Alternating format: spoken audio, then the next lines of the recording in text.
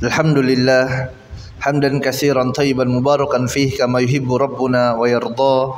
Asyhadu an la ilaha illallah wahdahu la syarikalah wa asyhadu anna Muhammadan abduhu wa rasuluh. Allahumma salli ala Muhammad wa ala ali Muhammad kama sallaita ala Ibrahim wa ala ali Ibrahim innaka Hamidum Majid wa barik ala Muhammad wa ala ali Muhammad kama barakta ala Ibrahim wa ala ali Ibrahim innaka Hamidum Majid. Allahumma la sahla illa ma ja'altahu sahla wa anta taj'al hazina idza syi'ta sahla. Allahumma 'allimna ma yanfa'una wa anfa'na bima 'allamtana wa zidna 'ilman wa fahman. Allahumma ati nufusana taqwaha wa zakiha anta khairu man zakkaha anta waliyuha wa maulaha. Allahumma inna na'udzubika min 'ilmin la yanfa' wa min qalbin la yakhsha wa min nafsin la tashba wa min da'watin la yustajabu laha. Allahumma aslih lana niyata waz zurriyata wal aqwala wal a'mala ya arhamar rahimin. Ikhwani fid din wa akhwati fillah, azani Allahu ayyakum. Alhamdulillah, puji dan syukur kita panjatkan kepada Allah tabaraka wa taala yang atas limpahan nikmat dan karunia yang Allah tabaraka wa taala berikan, kita dapat berkumpul di rumah dari rumah-rumah Allah tabaraka wa taala ini untuk mempelajari dinullah, untuk mendengarkan ayat-ayat Allah tabaraka wa taala, untuk mempelajari hadis-hadis Nabi Muhammad sallallahu alaihi wasallam, untuk menuntut ilmu agama, untuk hadir di majelis ilmu yang dia merupakan raudhatun min riyadil jannah, taman dari taman-taman surga. Kemudian tak lupa pula salawat besertakan salam senantiasa kita curahkan kepada junjungan kita Nabi Muhammad sallallahu alaihi wasallam. Begitu pula kepada keluarganya, kepada sahabatnya dan kepada umatnya yang istiqomah mengikuti sunnah beliau hingga hari kiamat. Rasulullah sallallahu alaihi wasallam mengatakan, la yaskurullah man la yaskurun nas. Tidaklah seorang dikatakan bersyukur kepada Allah tabaraka wa taala apabila dia tidak pandai berterima kasih kepada manusia. Maka dengan ini kami ucapkan terima kasih yang sebesar-besarnya kepada DKM Masjid Ukhuwah Tayan dan kepada seluruh ikhwah serta panitia semuanya yang tidak dapat kami sebutkan satu persatu yang telah bertahun sehingga kegiatan pada malam hari yang penuh barokah ini dapat terlaksana. Semoga Allah tabaraka wa taala berikan ganjaran yang terbaik dari sisi Allah tabaraka wa taala. Jazakumullahu khairan. Jamaah rahmat Allah tabaraka wa taala, hadanallahu ayyakum. Semoga Allah tabaraka wa taala berikan hidayah bagi ana dan bagi antum semuanya, hidayah untuk dapat mengenal agama Islam, hidayah untuk dapat mengetahui kebenaran dan mengikutinya, hidayah untuk dapat mengetahui keburukan untuk menjauhinya. Pada malam hari yang penuh barokah ini insyaallah kita akan membahas tafsir dari salah satu surah yang terdapat dalam Al-Qur'anul Karim, surah yang mulia, surah yang ke-112 yang terdiri dari 4 ayat, yaitu surah Al-Ikhlas. Surah ini termasuk dalam kategori surah Makkiyah. Apa itu surah Makkiyah? Ada di sana surah Makkiyah, ada Madaniyah. Surah Makkiyah adalah surah yang diturunkan oleh Allah tabaraka wa taala sebelum hijrahnya Nabi Muhammad sallallahu alaihi wasallam. Adapun surah Madaniyah adalah surah yang turun setelah hijrahnya Nabi Muhammad sallallahu alaihi wasallam. Dan surah yang akan kita bahas ini surah Al-Ikhlas, dia merupakan termasuk dari surah Makiyah, yang mana artinya surah ini diturunkan oleh Allah Taala sebelum hijrahnya Nabi Muhammad sallallahu alaihi wasallam. Ya, surah Makiyah. Jamaah yang dirahmati Allah Taala, hadanallahu iyyakum, semoga Allah Taala berikan hidayah bagi anda dan bagi antum semuanya. Rasulullah sallallahu alaihi wasallam dalam hadis yang diriwayatkan oleh Imam Bukhari nomor 5013 mengatakan, walladzi nafsi biyadihi innaha la ta'dilu thulutsal Qur'an. Demi zat yang jiwaku berada di tangannya, kata Nabi Muhammad sallallahu alaihi wasallam, sungguh surah Al-Ikhlas ini dia bagaikan sepertiga Al-Quran. Surah Al-Ikhlas, kata Nabi sallallahu alaihi wasallam, bagaikan sepertiga Al-Quran. Para ulama menjelaskan kenapa surah Al-Ikhlas ini dikatakan sepertiga Al-Quran. Karena jamaah yang dirahmati Allah Taala, barakallahu fi fikum, semoga Allah memberkahi anda dan antum semuanya.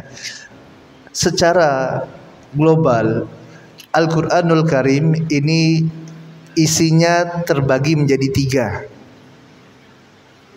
3. Yang pertama adalah ayat-ayat yang berbicara tentang sifat-sifat Allah, dan ini berkaitan dengan perkara akidah, dengan tauhid. Kemudian yang kedua, ayat-ayat yang berisikan tentang ahkam, tentang hukum-hukum. Kemudian yang ketiga adalah ayat-ayat yang berisikan tentang kisah-kisah. Dikatakan surah Al-Ikhlas ini sulusul Quran, sepertiga dari Al-Quranul Karim, adalah dikarenakan dia berisikan tentang sifat-sifat Allah Taala, tentang tauhid kepada Allah Taala. Asbabul nuzul dari surah ini sebagaimana apa yang disampaikan oleh Al-Hafidz Ibnu Katsir rahimahullahu ta'ala dalam kitab tafsirnya, yaitu suatu ketika Nabi Muhammad sallallahu alaihi wasallam didatangi oleh beberapa orang kufar. Di antaranya adalah Ka'ab bin Al-Ashraf dan Hayy bin Akhtab.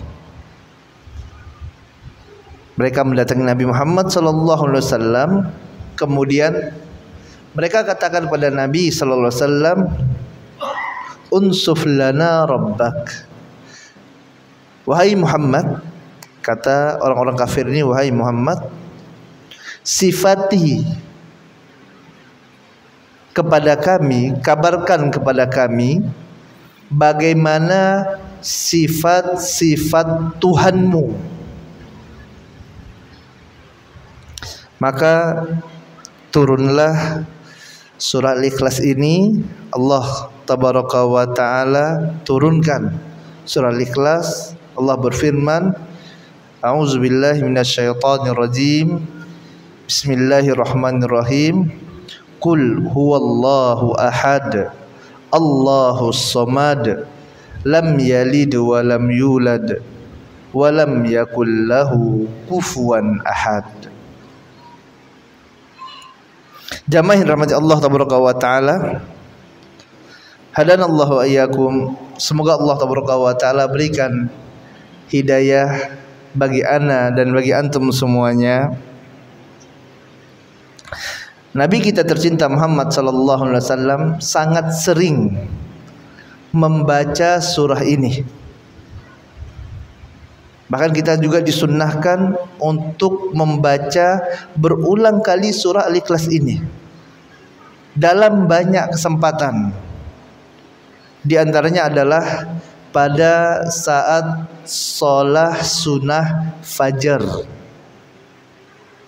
Rakaat pertama kita disunnahkan membaca surah Al-Kafirun. Rakaat kedua membaca Al-Ikhlas. Kemudian sholat ba'diyah maghrib. Rakaat pertama disunnahkan membaca surah Al-Kafirun. Rakaat kedua disunnahkan membaca Al-Ikhlas. Kemudian sholat sunnah setelah tawaf. Rakaat pertama disunnahkan membaca surah Al-Kafirun. Rakaat yang kedua membaca surah Al-Ikhlas lagi. Kemudian juga pada waktu sholat witir 3 rakaat. Rakaat pertama disunnahkan kita membaca surah Sabbihis. Rakaat kedua membaca Al-Kafirun. Kemudian rakaat ketiga membaca surah Al-Ikhlas. Al-Ikhlas lagi. Setelah sholat, di antara zikirnya adalah membaca surah Al-Ikhlas. Zikir pagi dan petang. Di sana juga di antara sunnahnya membaca surah Al-Ikhlas. Mau tidur ada zikirnya, dan di antara sunnahnya juga membaca surah Al-Ikhlas. Subhanallah, banyak sekali jamaah rahmati Allah taala. Nabi tercinta Muhammad sallallahu alaihi wasallam menganjurkan kepada kita untuk membaca surah yang mulia ini, surah Al-Ikhlas.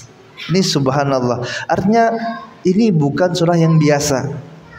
Ini spesial sekali, sehingga dalam banyak keadaan Nabi Muhammad SAW mensunnahkan kepada kita untuk membacanya.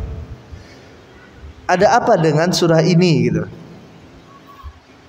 Kaum muslimin dan muslimat, hadanallahu wa iyyakum, semoga Allah taala berikan hidayah bagi ana dan bagi antum semuanya. Yang mana kata Nabi Muhammad SAW dalam hadis riwayat Muslim, Rasulullah katakan, wallahi laulallah mahtadaina wala sumna wala sallaina.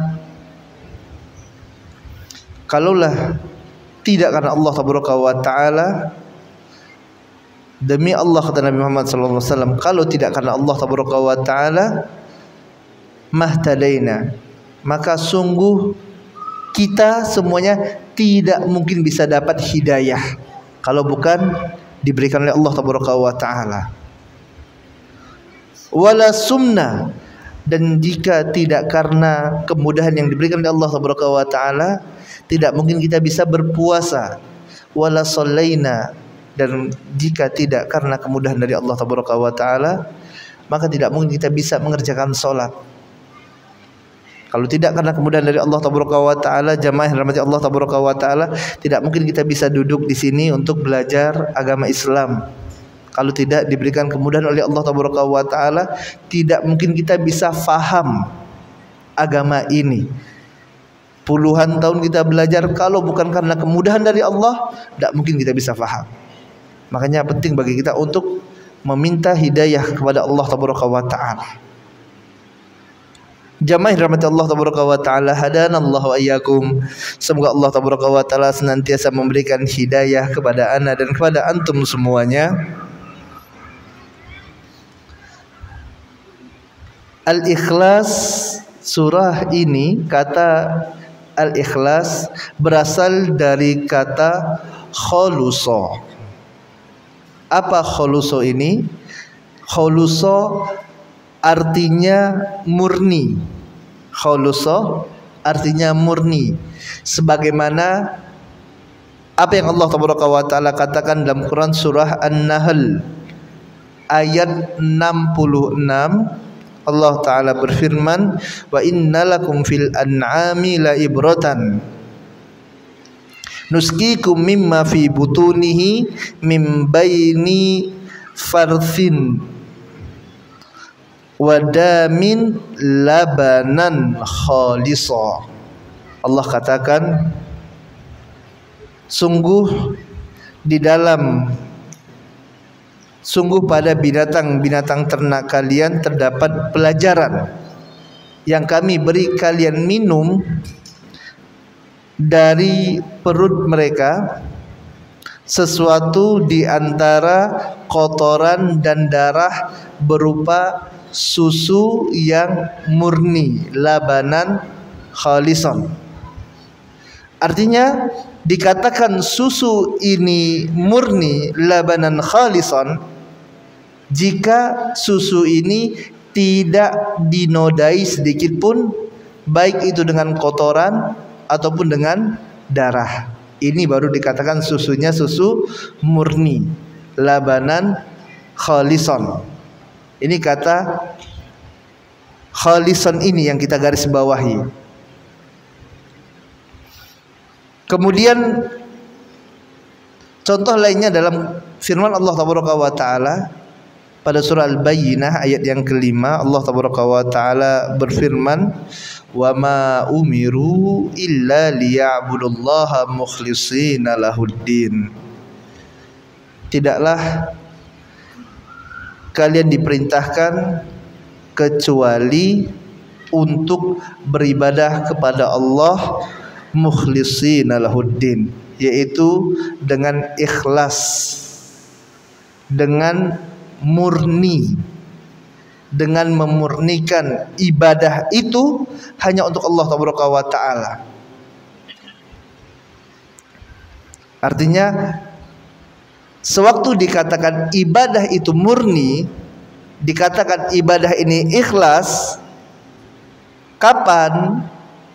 Ketika di sana dia murni, tidak tercampurkan dengan noda, niat yang selain Allah Tabaraka wa Ta'ala, ataupun peribadatan yang diberikan untuk Allah dan diberikan juga untuk selain Allah Tabaraka wa Ta'ala.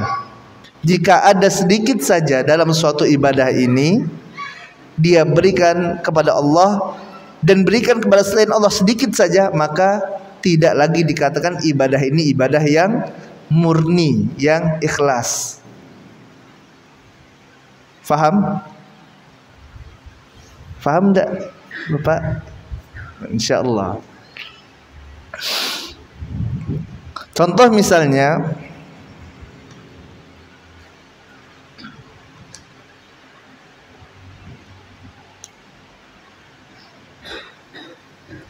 dalam perkara menyembelih, ada orang yang dia beribadah menyembelih, Pak, ya, zabah.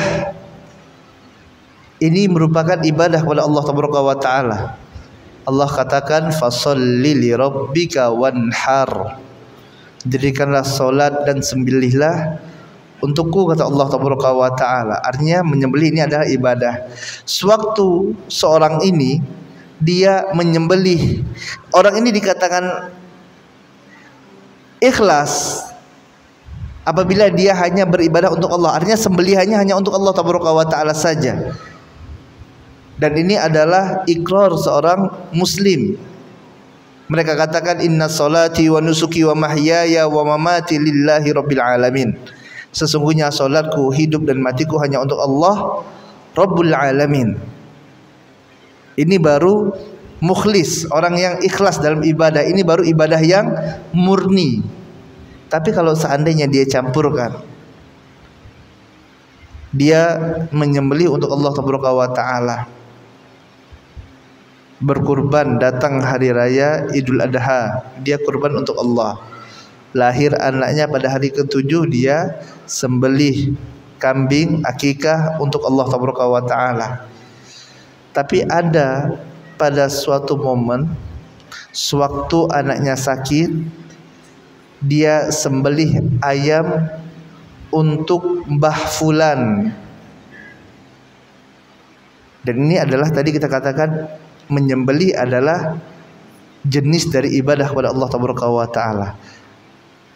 Sewaktu dia berikan kepada selain Allah, maka ibadah ini sudah tidak murni lagi, maka tidak dikatakan orang ini sebagai mukhlis.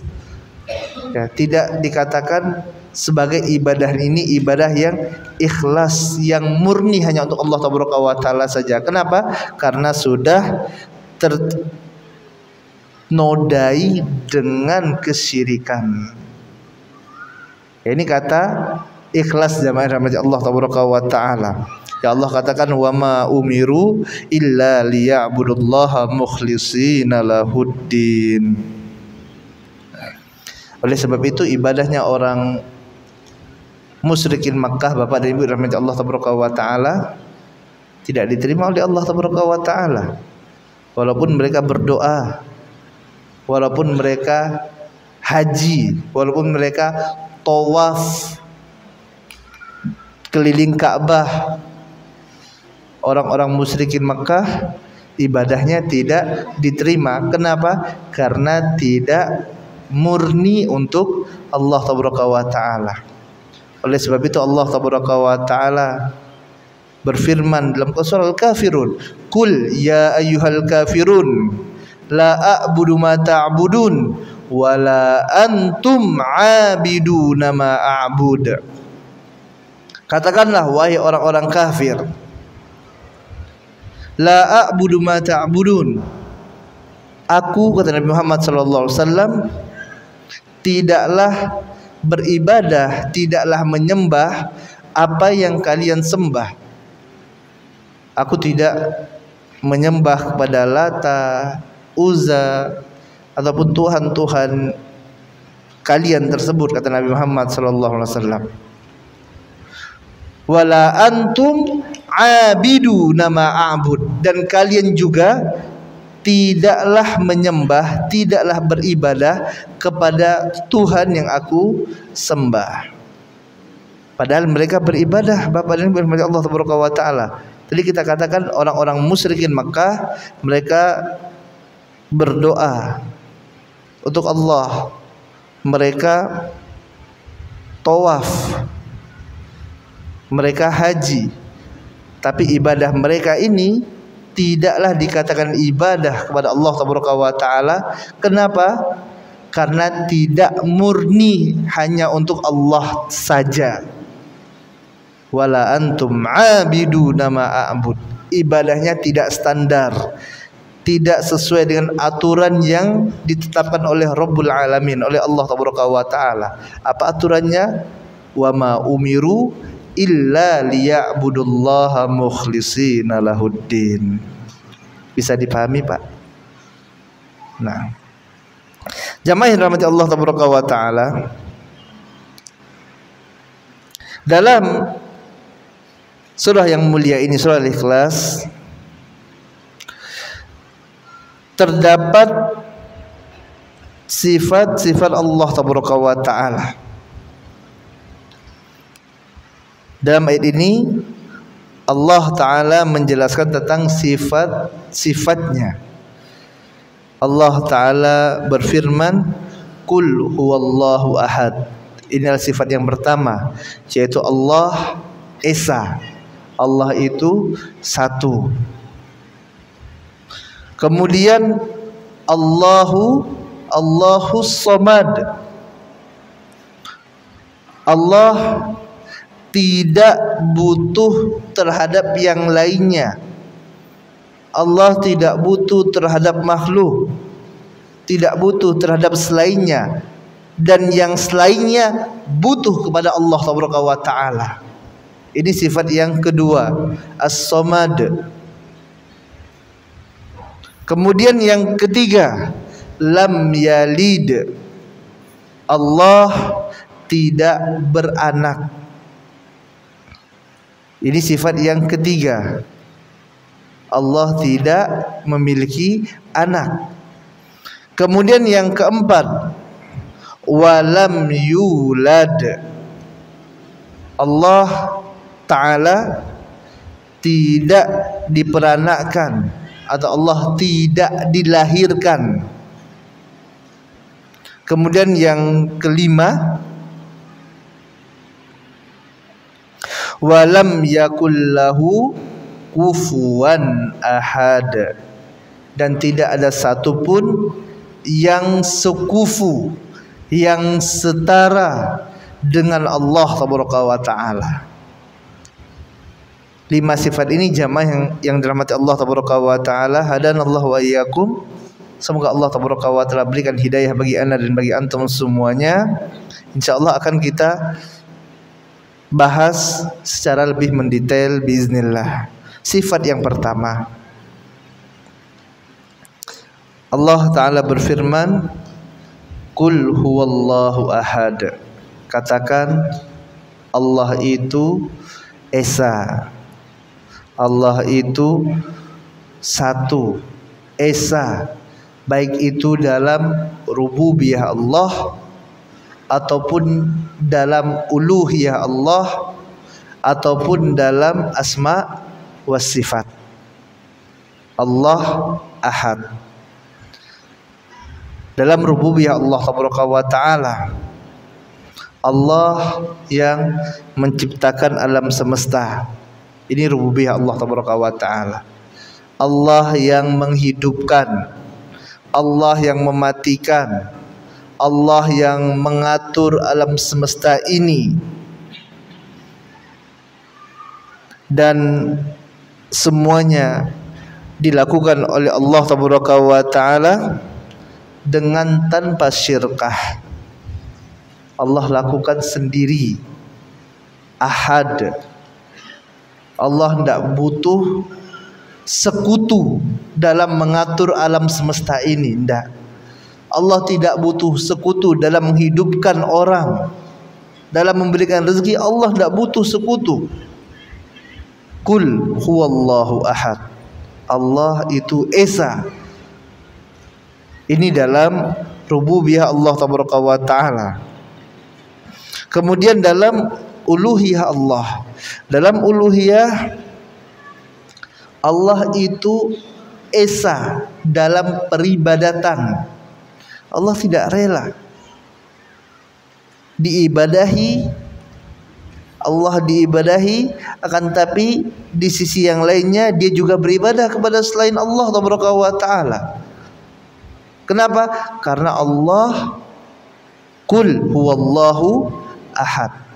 Allah esa. Allah tidak mau kita beribadah kepada Dia dan kita beribadah juga kepada selainnya. Allah tidak mau diduakan. Kenapa? Karena Allah ahad. Oleh sebab itu jamaah rahmati Allah tabaraka wa taala, Allah tabaraka wa taala berfirman dalam Quran surah Al-Fatihah, surah yang setiap salat kita baca berkali-kali. Allah berfirman, iyyaka na'budu wa iyyaka nasta'in. Hanya kepada Engkau ya Allah kami beribadah, wa iyyaka nasta'in, dan hanya kepada Allah kami beristi'anah, kami mohon pertolongan. Sewaktu seorang memberikan ibadahnya kepada selain Allah, maka dia telah jatuh pada syirik akbar. Dia telah jatuh pada kesyirikan, mengambil tandingan bagi Allah tabaraka wa taala, dan ini Allah murka dengan semurka-murkanya. Allah hapuskan seluruh amal solehnya jika dia sekutukan Allah tabaraka wa taala. Allah tabaraka wa taala berfirman dalam Quran surah Az-Zumar, lain asyrakta la yahbatanna amaluka. Apabila kalian sekutukan aku, kata Allah, maka akan aku hancurkan, hapuskan amal soleh kalian semuanya, dihapuskan oleh Allah tabaraka wa taala. Allah murka dengan semurka-murkanya. Iyyaka na'budu wa iyyaka nasta'in. Hanya kepada Allah kami beribadah, seluruh jenis ibadah, baik itu ibadah yang zahirah ataupun ibadah yang batinah, ibadah yang tampak ataupun ibadah yang tidak tampak, semuanya hanya boleh untuk Allah. Kenapa? Karena Allah itu ahad. Qul huwallahu ahad. Katakan Allah itu esa, Allah tidak mau diduakan. Sewaktu kita duakan Allah, Allah murka. Sewaktu seorang menduakan Allah Tabaraka wa Ta'ala, Allah tidak hapuskan dosanya. Allah Ta'ala berfirman, innallaha la yaghfiru ayyushraka bihi wa yaghfiru ma duna dzalika liman yasha. Sesungguhnya Allah Tabaraka wa Ta'ala tidak akan menghapuskan dosa syirik, dan Allah hapuskan dosa selain dari dosa syirik itu kepada yang Dia kehendaki. Kemudian jamaah yang dirahmati Allah Tabaraka wa Ta'ala, Allah esa dalam asma wa sifatnya. Allah Tabaraka wa Ta'ala Maha mengetahui, akan tetapi tidak ada satupun makhluk yang menyamai Allah dalam pengetahuannya. Allah mengetahui, Allah berilmu, makhluk juga berilmu, tapi ilmu Allah berbeda dengan ilmu makhluk. Allah Tabaraka wa Ta'ala melihat, manusia juga melihat, akan tetapi penglihatan manusia berbeda dengan penglihatan Allah Tabaraka wa Ta'ala. Penglihatan Allah berbeda dengan penglihatan makhluk. Allah Ta'ala mendengar, manusia juga mendengar, akan tetapi pendengaran Allah berbeda dengan pendengaran makhluk. Allah Tabaraka wa Ta'ala berfirman, laisa kamitslihi syai'un wa huwas samiul basir. Tidak ada satu pun yang sama dengan Allah Tabaraka wa Ta'ala, dan Dia Allah Tabaraka wa Ta'ala Maha mendengar lagi Maha melihat. Allah tidak mau disamakan dalam asma wa sifatnya. Silakan kita katakan, oh fulan itu melihat, nah melihat, tapi sewaktu dia samakan penglihatan seorang sama dengan penglihatan Allah, dia telah jatuh pada kesyirikan. Kenapa? Karena Allah ahad. Qul huwallahu ahad. Allah tidak mau disamakan. Silakan samakan yang lain, tapi jangan samakan dengan Allah. Jangan samakan dengan Allah Tabaraka wa Ta'ala, karena tidak ada satupun yang sama dengan Allah Tabaraka wa Ta'ala. Allah memiliki tangan, makhluk memiliki tangan, tapi jangan pernah samakan tangan Allah dengan tangan makhluk, tidak boleh. Kenapa? Karena Allah ahad. Allah itu esa, tidak ada yang sama dengan Allah Tabaraka wa Ta'ala. Jamaah yang dirahmati Allah Tabaraka wa Ta'ala, hadanallahu ayyakum, semoga Allah Tabaraka wa Ta'ala berikan hidayah bagi ana dan antum semuanya. Kemudian yang kedua dari sifat Allah Tabaraka wa Ta'ala yang dijelaskan dalam surah yang mulia ini, Allah Tabaraka wa Ta'ala berfirman, Allahus Samad.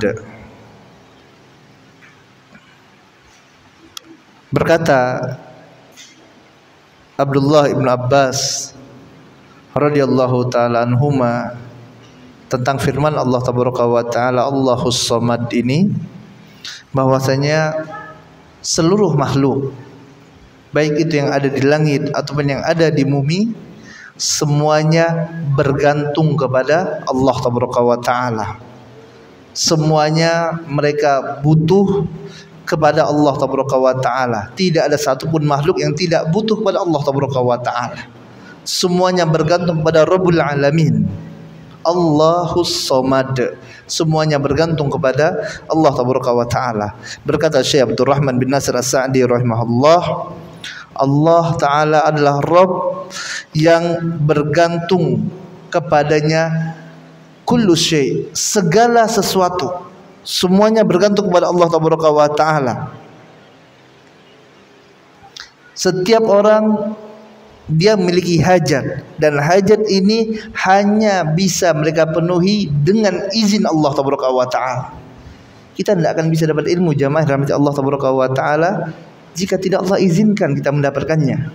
Kita tidak akan bisa mendapatkan hidayah jika tidak diizinkan oleh Allah taala. Hidayah milik Allah taala. Semuanya butuh izin dari Allah taala. Kita butuh kepada Allah taala. Makanya Nabi Muhammad SAW tidak bisa berikan hidayah. Allah katakan, innaka latahdi man ahbabta walakinnallah yahdi man yasha.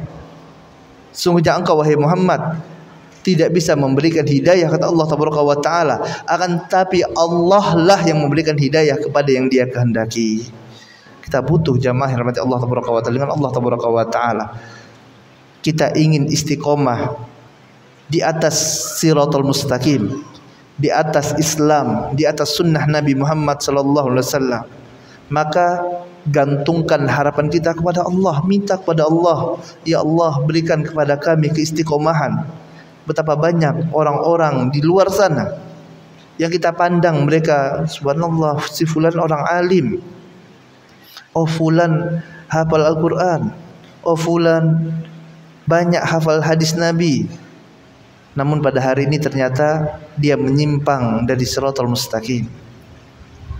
Ternyata pemahamannya menyimpang dari manhaj salaf, dari akidah Ahlussunnah wal Jamaah. Orang yang dulu mungkin kita kenal, orang ini berpegang teguh dengan dakwah sunnah, sekarang ternyata menjadi tokoh ahlul bidah. A'udzubillah.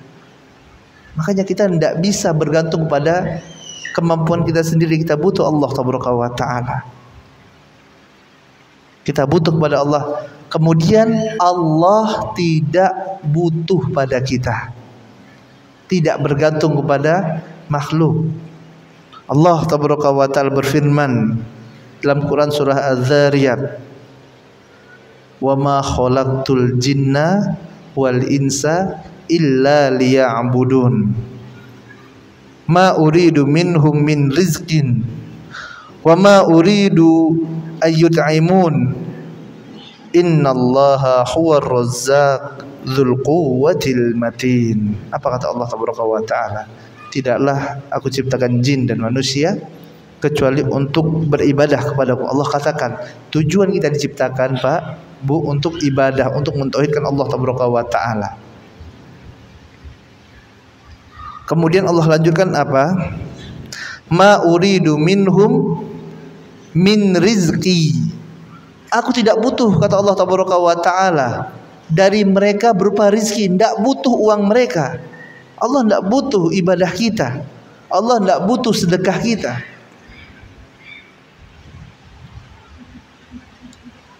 Wa ma uridu an yut'imun, dan aku tidak butuh mereka memberikan makan kepada aku. Allah tidak butuh.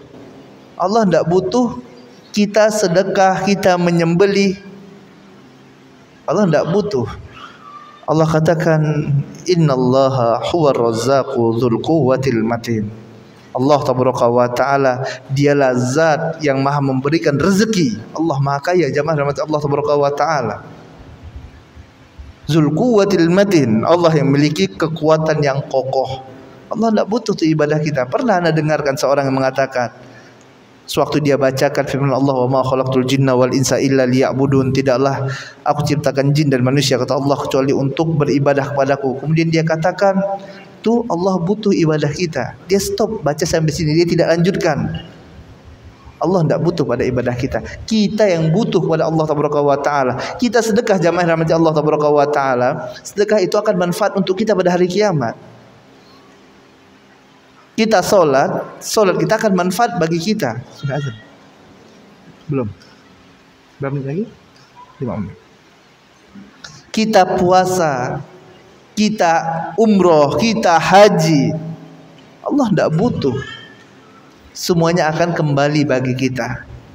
Kita sedekah, manfaatnya untuk kita nanti pada hari kiamat. Kita solat, kita bangun malam, manfaatnya akan kembali kepada kita. Allahus Samad. Kita semua butuh kepada Allah taala. Agar kita istiqomah, kita minta kepada Allah agar kita terus berada di atas agama Islam, di atas sunnah Nabi Muhammad sallallahu alaihi wasallam, di atas manhaj salafun salih. Kita butuh kepada Allah tabaraka wa taala. Jangan pernah gantungkan diri kita, jangan pernah gantungkan hidayah tersebut pada diri kita sendiri. Kita tidak akan sanggup jamaah rahmat Allah tabaraka wa taala. Begitu banyak fitnah di luar sana, fitnah syahwat, fitnah subhat. Kita tidak akan sanggup, tidak akan pernah sanggup kecuali dengan pertolongan dan hidayah dari Allah tabaraka wa taala.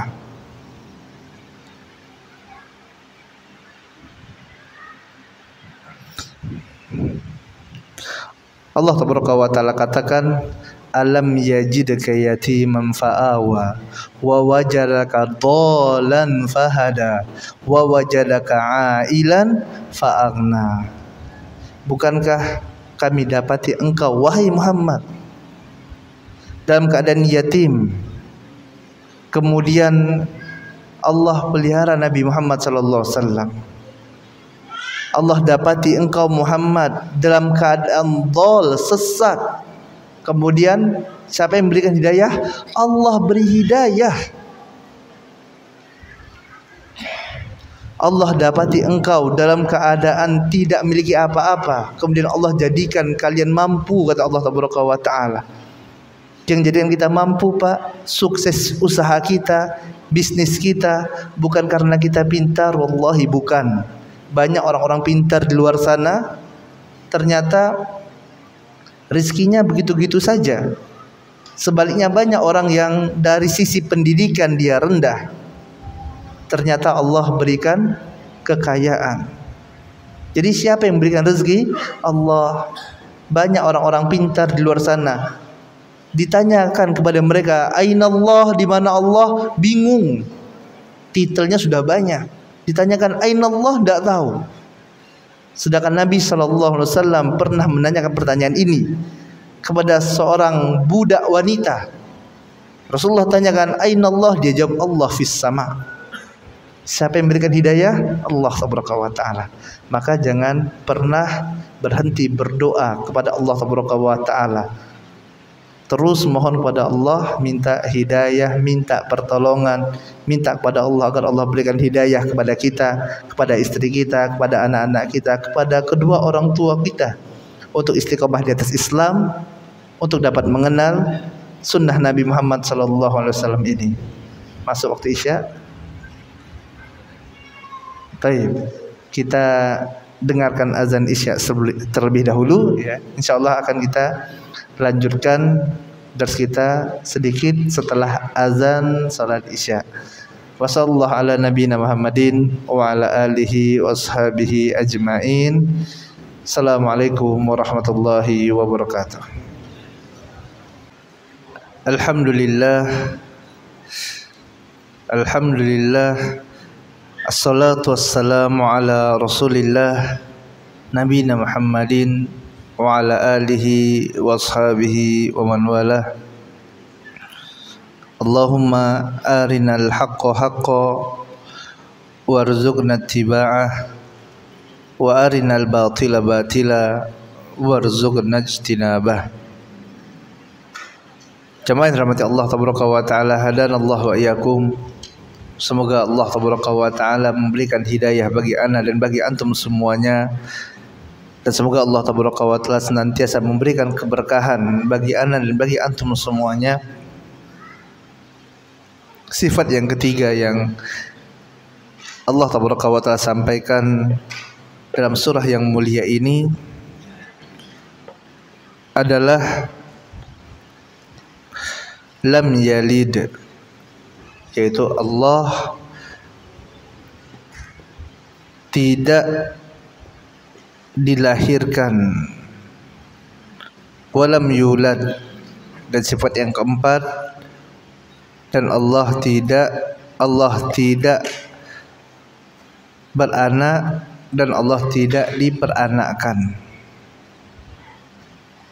Berkata Syekh Saleh Fauzan bin Fauzan hafizahullah ta'ala anhu, Allah tabaraka wa ta'ala tidak memiliki anak karena sungguh Allah Tabaraka wa Ta'ala sungguh-sungguh tidak membutuhkan anak.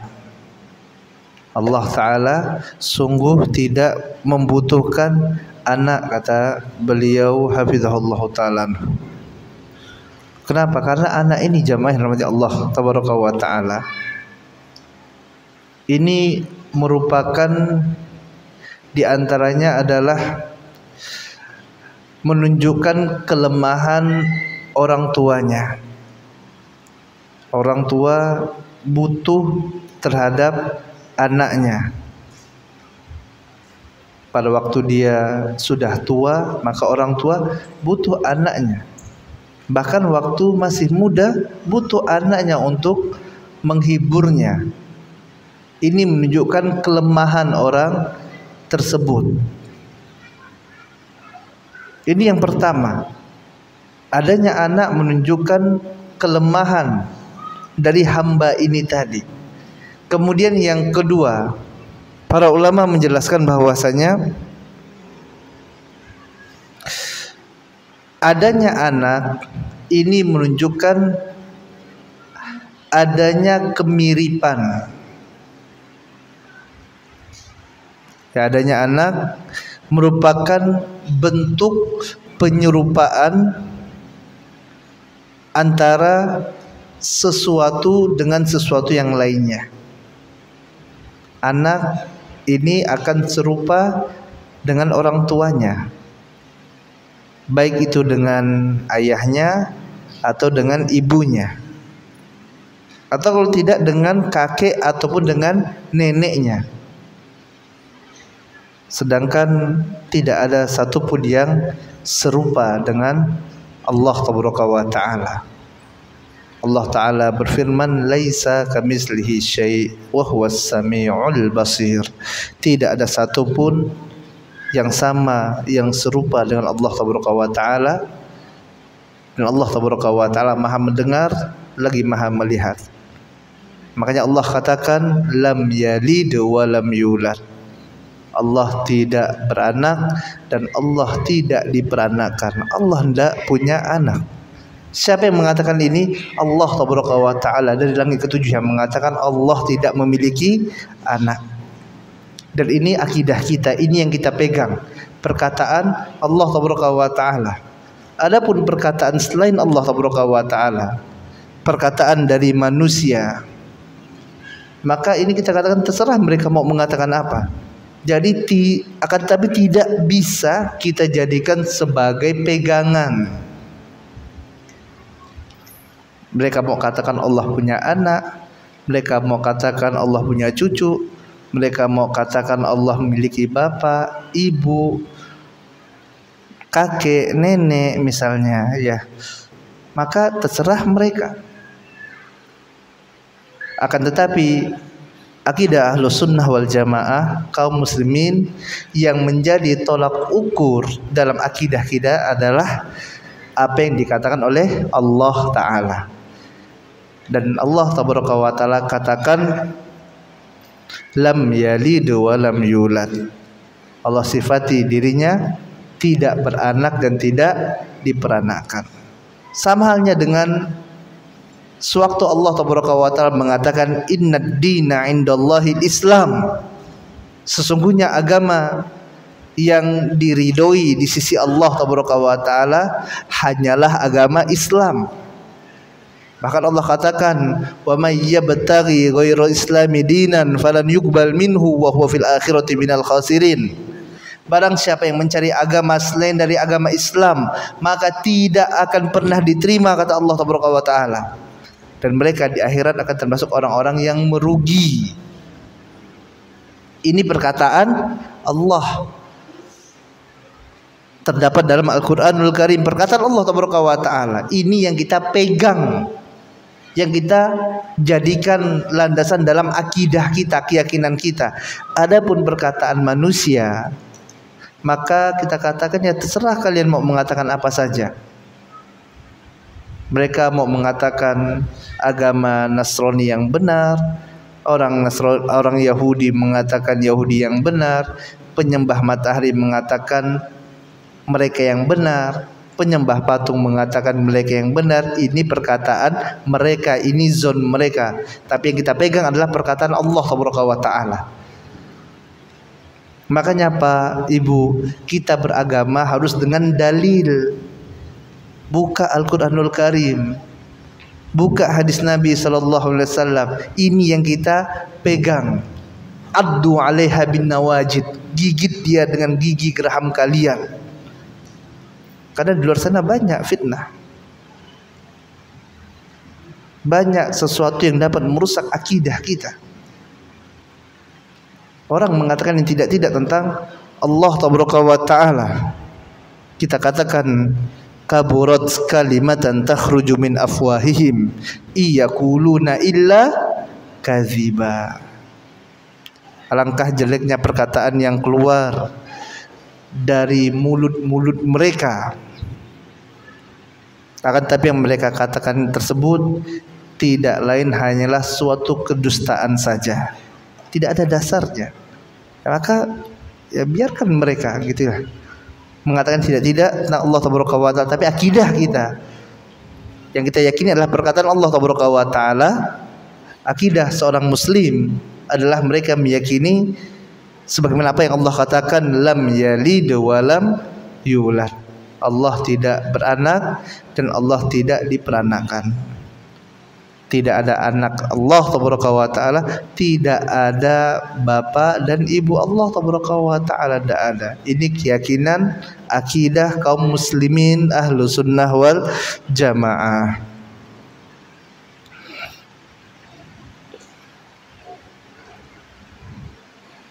Kemudian walam yakul lahu kufuwan ahad. Ini sifat yang terakhir, yang kelima, yaitu tidak ada yang sekufu dengan Allah Taala, tidak ada yang sama dengan Allah Taala, tidak ada yang setara dengan Allah Taala.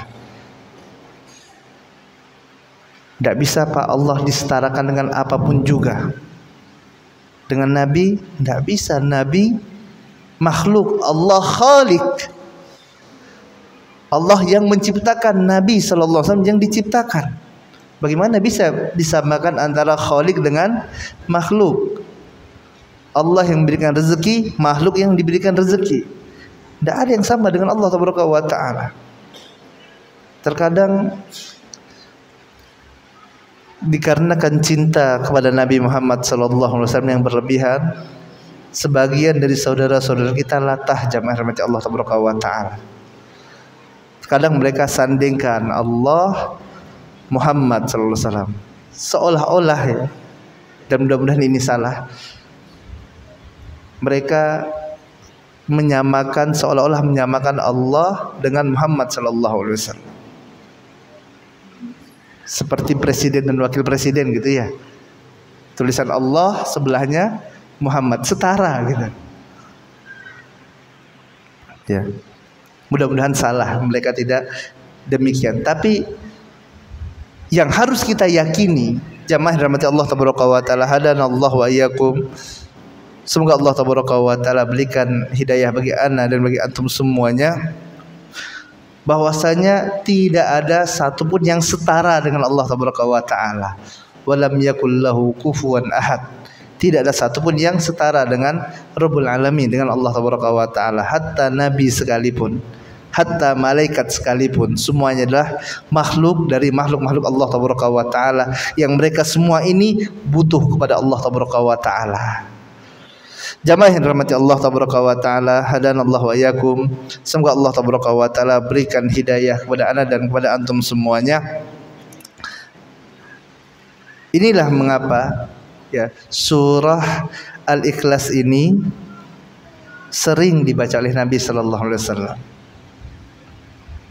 Berulang-ulang kali dibaca oleh Nabi Muhammad sallallahu alaihi wasallam dalam banyak kesempatan.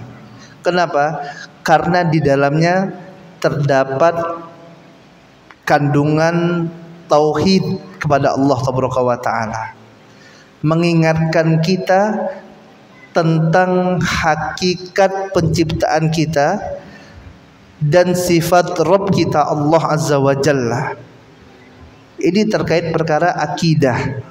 Makanya mau tidur baca Al-Ikhlas, pagi hari baca Al-Ikhlas, bangun malam sholat malam baca Al-Ikhlas, subuh sebelum sholat subuh baca Al-Ikhlas, maghrib baca Al-Ikhlas, agar ingat nih tauhid kepada Allah tabaraka wa taala. Makanya Bapak dan Ibu dirahmati Allah tabaraka wa taala, di antara nama lain dari surah Al-Ikhlas adalah surah At-Tauhid.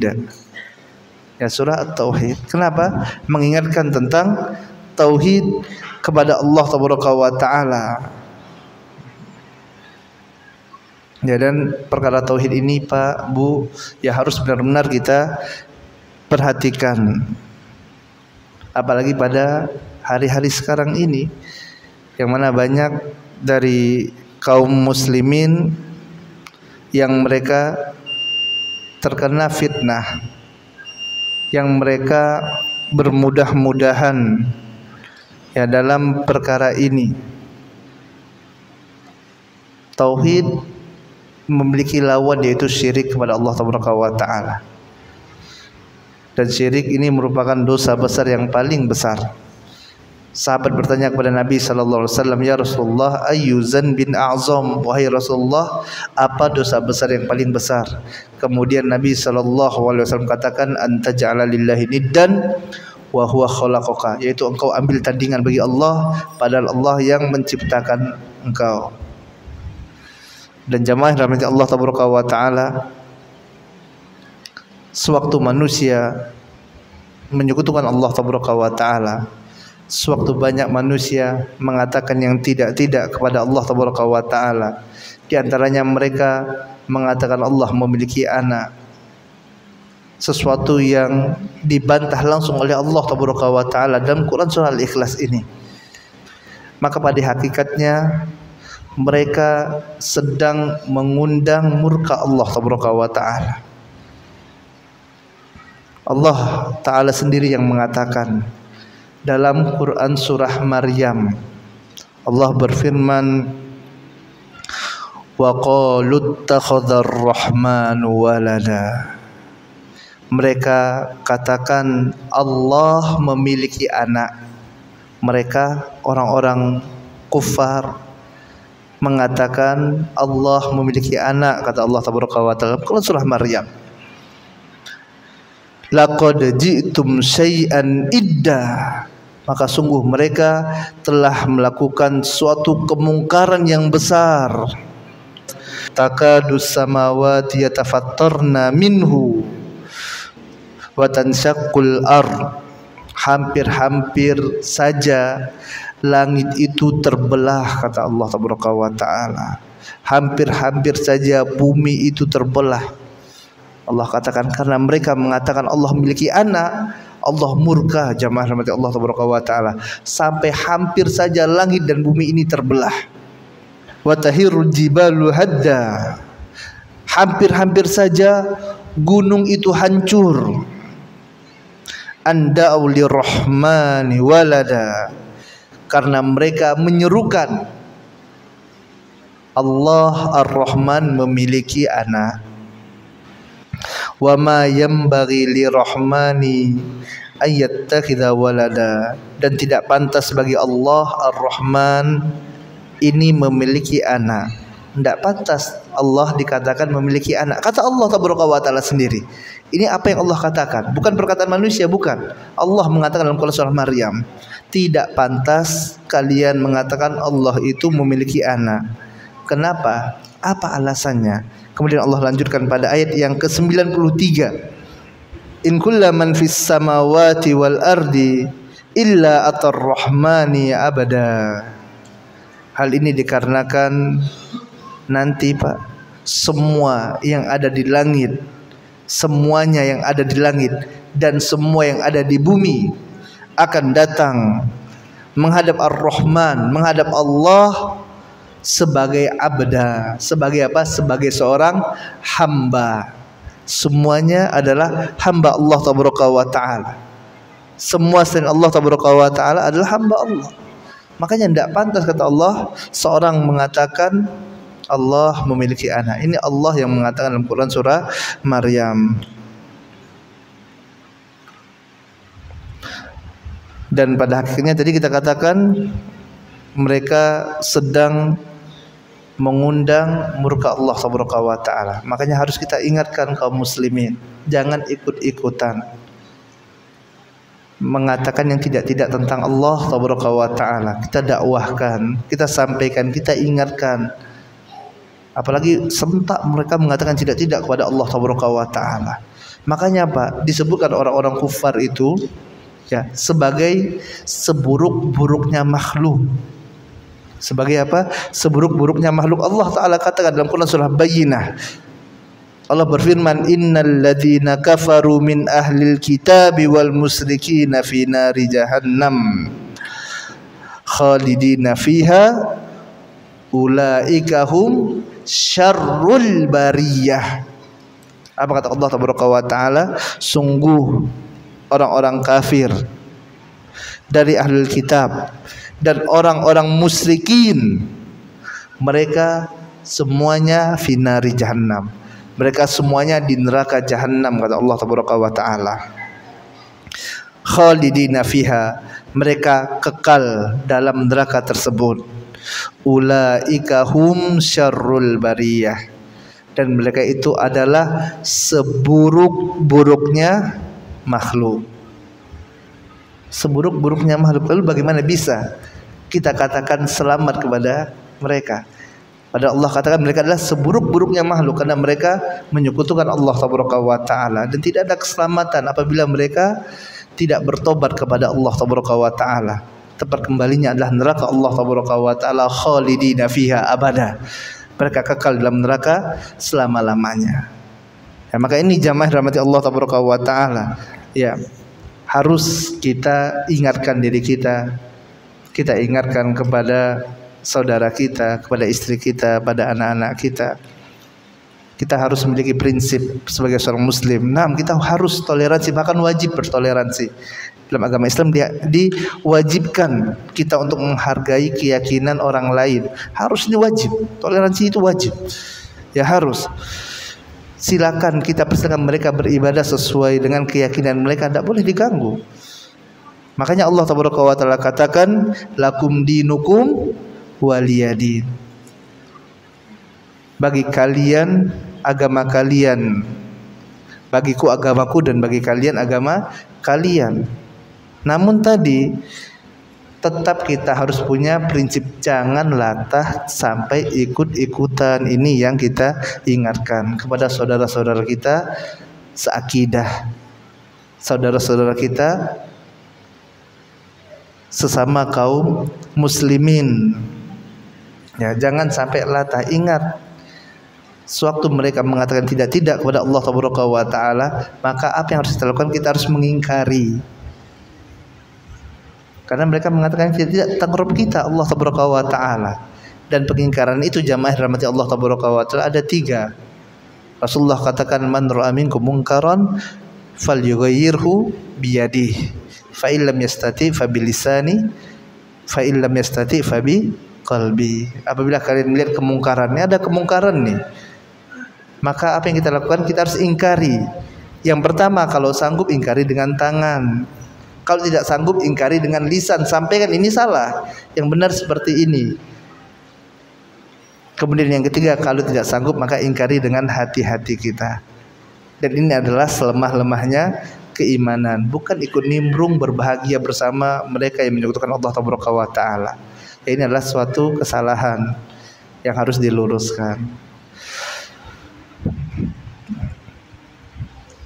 Tapi Anda rasa ini saja yang dapat Anda sampaikan pada kesempatan malam hari yang penuh barokah ini, ya, dari penjelasan ringkas yang terdapat dalam surah Al-Ikhlas, yang mana tadi dalam surah Al-Ikhlas ini terdapat